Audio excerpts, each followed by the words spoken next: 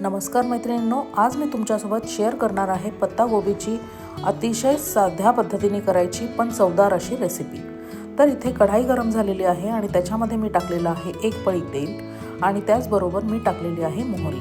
तर इथे आपल्याला पत्तागोबीच्या भाजीमध्ये जिरे टाकायचे नाही आहेत, तर आपण मोहरी तडतडल्यानंतर इथे टाकणार आहोत हिंग आणि त्याचबरोबर बारीक चिरलेला लसूण। लसूण छान लाल झाल्यानंतर आपल्याला इथे ॲड करायचं आहे 1 टोमॅटो आणि त्याचबरोबर हिरवी मिरची।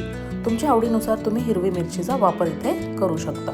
तर बऱ्याच घरांमध्ये साधारण पत्तागोबी आवडत नाही, पण तुम्ही ह्या पद्धतीने जर भाजी तयार कराल तर नक्कीच मला खात्री आहे की ही भाजी सगळ्यांना आवडेल। मी इथे एक मध्यम आकाराचा बटाटा घेतलेला आहे, त्याला साली सगट स्वच्छ धुवून घेतलेला आहे आणि त्यानंतर मी बटाटा इथे ॲड केलेला आहे। त्याचबरोबर मी टाकलेला आहे मीठ आणि गरम मसाला।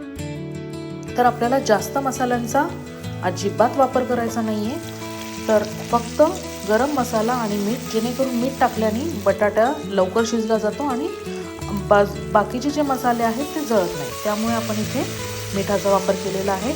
बटाटा 50% शिजल्यानंतर बारीक चिरलेली पत्तागोबी आपल्याला टाकायची आहे। पत्तागोबी निवडताना नेहमी हिरव्या रंगाची पत्तागोबी घ्यायची, जेणेकरून ती फ्रेश असते आणि चवही खूप छान लागते।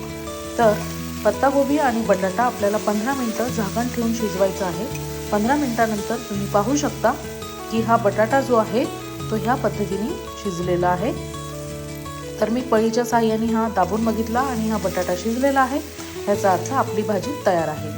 ना हळदीचा वापर केलेला आहे, ना लाल तिखटाचा, नाही दुसऱ्या कुठल्याही मसाल्याचा, आणि सर्वात शेवटीला कोथिंबीर टाकून आपण ही भाजी सर्व करण्यासाठी तयार केलेली आहे। तुम्हाला ही रेसिपी कशी वाटली मला कमेंट करून नक्की कळवा आणि तुम्ही ही एक वेळेस प्रयत्न नक्की करा। Thanks for watching.